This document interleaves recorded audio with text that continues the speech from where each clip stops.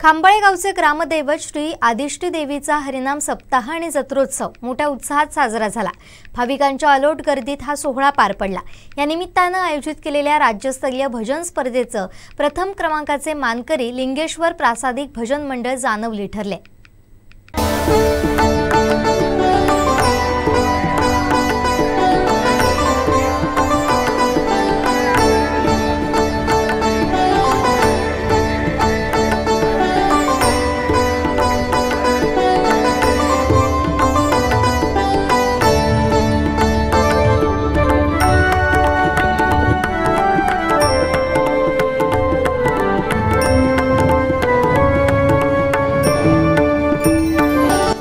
खांबाळेच्या आदिष्टी देवीचा जत्रोत्सव शुक्रवारी पार पडला। सकाळी देवीची विधिवत पूजा झाली। यानंतर स्थानिक ग्रामस्थांची भजनं झाली।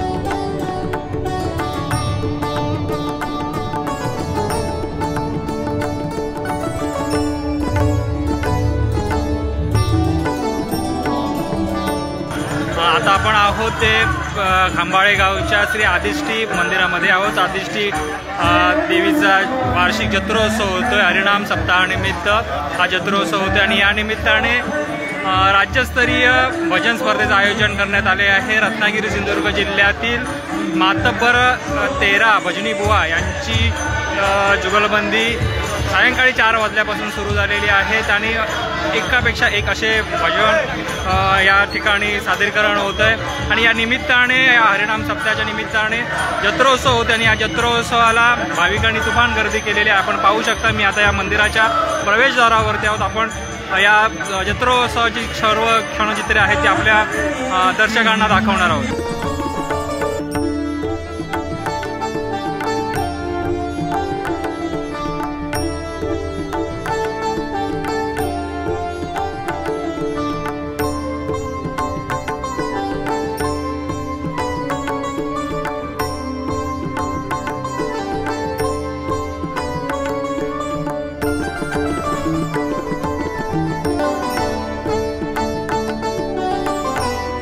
दरम्यान रात्री पालखी मिरवणूक काढण्यात आली। हरिनाम सप्ताहानिमित्त इथं दरवर्षी जत्रोत्सव होतो।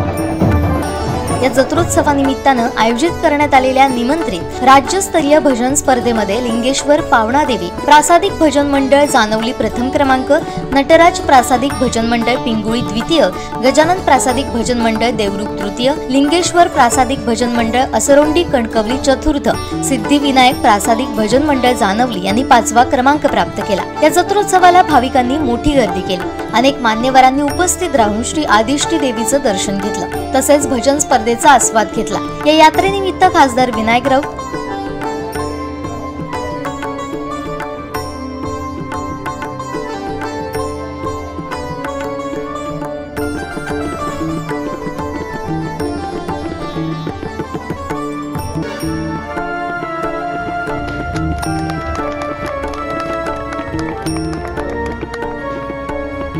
शिवसेना नेते अतुल रावराणे, युवासेना जिल्हा प्रमुख सुशांत नाईक, भाजपचे जयेंद्र रावराणे यांसह भजन क्षेत्रातील ज्येष्ठ बुवांची या कार्यक्रमाला उपस्थिती होती। जत्रोत्सवानिमित्त संपूर्ण मंदिराला विद्युत रोषणाई करण्यात आली।